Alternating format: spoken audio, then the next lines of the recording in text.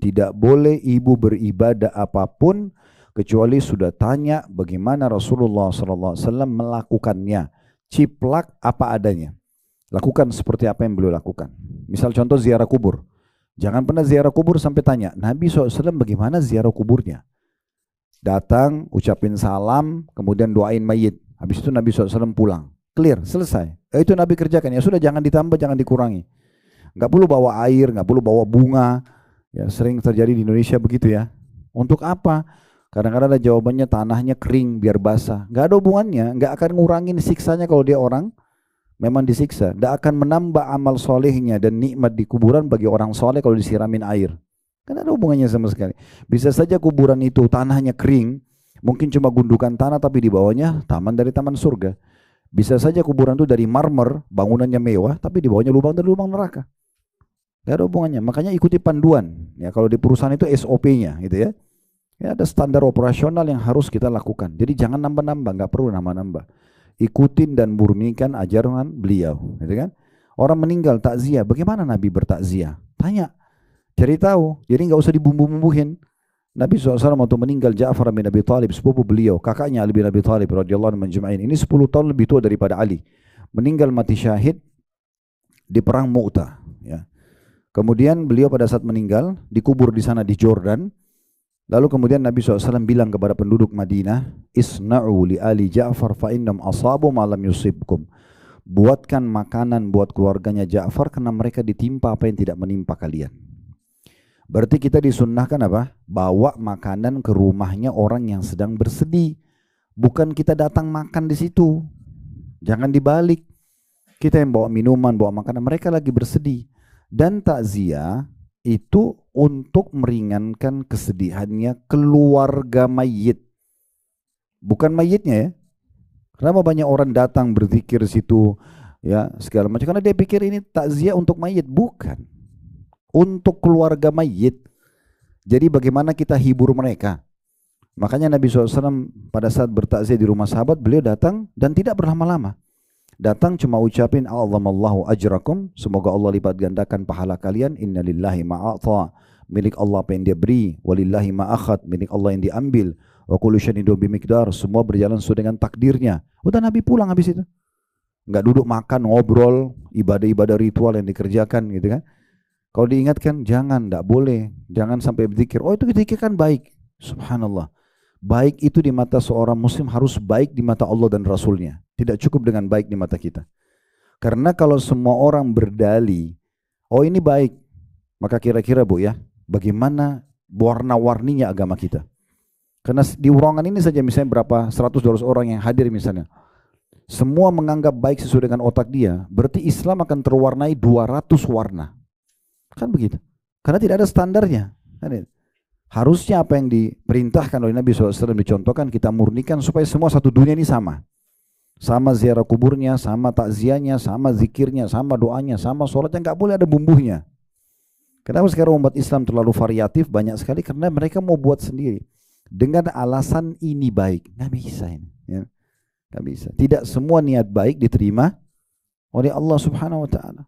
Masih ingat saya kasih contoh ya, ibu kerja di satu perusahaan, supaya mudah memahami bagaimana memurnikan ajaran Nabi ini penting. Jadi ibu nanti nggak sia-sia waktunya, energinya, hartanya, nggak sia-sia, akan pasti diterima. Kalau kita kerja di satu perusahaan, kita diberikan sebuah tempat misalnya, anggaplah saya kerja, ini meja saya kainnya inilah tempat porsi saya yang saya diberikan oleh perusahaan, dan tembok ini berwarna putih, inilah ruangan saya. Nah di saat misalnya saya punya inisiatif nih, karena bagi saya warna putih kayaknya standar banget ya. Saya suka warna coklat misalnya. Saya pakai duit saya, beli warna coklat, saya cat temboknya. Misal, oh ini kainnya kurang bagus, udah saya ganti warna merah aja, saya suka warna merah. Misal, niatnya baik gak? Pakai duit dia, bukan pakai duit perusahaan. Dia niatnya baik, tapi pertanyaannya, apakah pemilik perusahaan setuju? Sekarang belang-belang, ini coklat, sebelah sana putih. Walaupun inisiatif sendiri, pemilik perusahaan nggak mau itu. Itulah sebabnya syariat diturunkan, ada standarisasi. Nggak boleh kita ngarang-ngarang gitu ya. Oh ini kalau diingatkan ini garis keras lah, ini wahabi lah, ini itulah, macam-macam gelar-gelar yang dikasih. Padahal kita cuma mengajak kepada kemurnian ajaran, harus begitu. Untuk apa Rasulullah SAW diutus? Untuk diikutin ajarannya, dicontohi. Kita tidak lebih pintar dari Nabi. Kan gitu. Kalau kita jalankan sunnah Nabi saja, Bu, ya, sunnah saja, udah padat sekali waktu kita seharian. Fokus saja yang ada sunnahnya, yang ada perintahnya aja ya. Sekarang sholat qobliyah, subuh ada 2 rakaat. Sholat subuh 2 rakaat. Ada zikir habis sholat subuh, ada zikir pagi, istirahat sebentar, ada duha.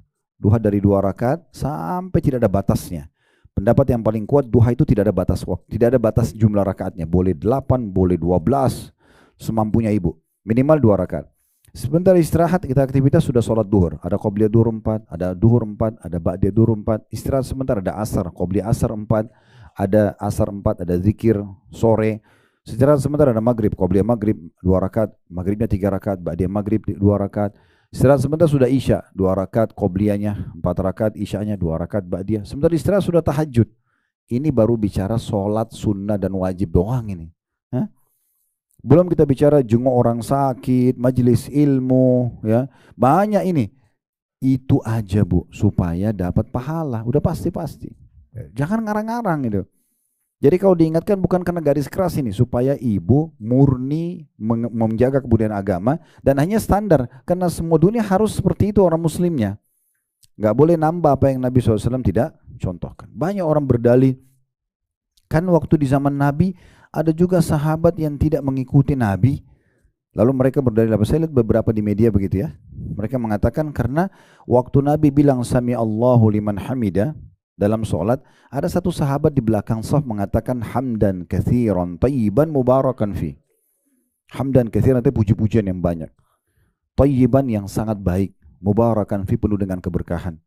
Lalu kemudian Nabi sallallahu alaihi wasallam menanya, siapa yang bilang tadi itu? Sahabat itu mengatakan, saya Rasulullah. Kata Nabi SAW, tadi saya diperlihatkan waktu kau ucapkan itu, diperlihatkan oleh Allah, malaikat berebut untuk mencatatnya.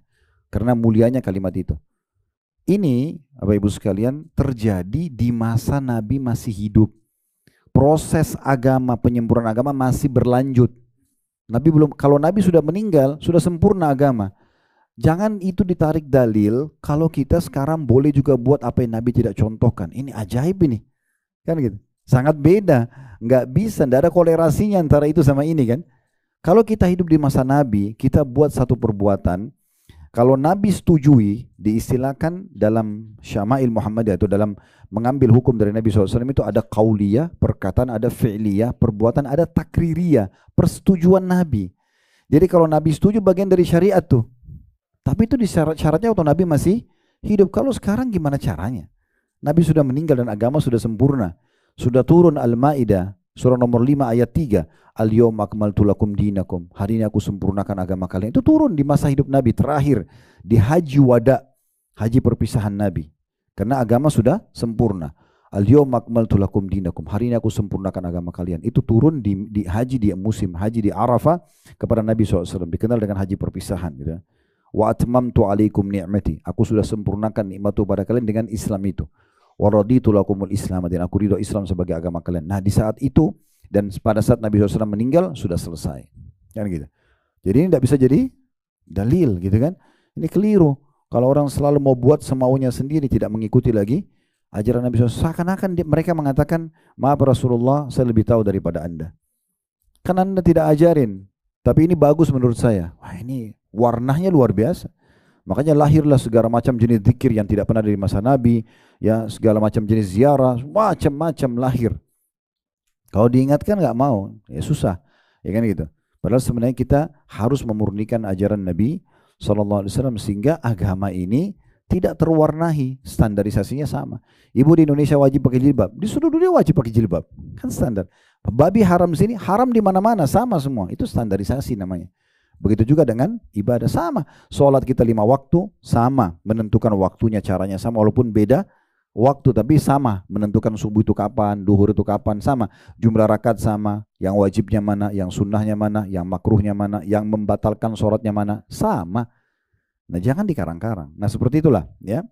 Jadi kita mengajak Bapak Ibu sekalian untuk kembali kepada kemurnian ajaran itu. Dan ini syarat kedua diterimanya doa. Dan syarat juga diterimanya semua amal. Harus sesuai dengan Nabi SAW. Jadi ibu sebelum kerjakan satu perbuatan apapun ibadah, tanya Rasulullah buatnya seperti apa. Ziarah kubur, jenguk orang sakit, baca Quran, berzikir, berdoa, semuanya tanya. Ada riwayatnya? Kerjakan. Tidak ada, jangan. Jangan ditambah-tambah. Karena menambah-nambah ini itu paling dekat dengan tidak diterima. Ya. Kenapa? Karena tidak mengikuti contoh yang Nabi SAW ajarkan. Yang Nabi itu adalah diutus oleh Allah Subhanahu Wa Taala. Nah ini poin kedua, ini penting sekali untuk difahami. Setelah ikhlas harus mencontohi Nabi SAW. Berapa kali kami pada saat bimbing umrah, beberapa jamaah membahasakan sama saya dan berulang-ulang hampir setiap perjalanan umrah sama. Ustadz, kok umrohnya ringan sekali ya, mudah sekali. Nah ini sesuai dengan sunnah. Kok dulu waktu saya umrah travel lain susah banget, banyak syaratnya ini, syaratnya itu. Saya tidak pernah temukan itu. Nabi suruh sederhana, ya, niat di miqat, pakai ihram, dengan berbanyak talbiyah, tawaf, berdoa bebas, gitu kan, silahkan. Sholat di belakang makam Ibrahim, sa'i, tahallul, clear, selesai. Udah selesai. Jadi nggak usah terlalu rumit, seakan-akan ibadah itu berat banget. Padahal sebenarnya tidak. Ya, ini contoh-contohnya.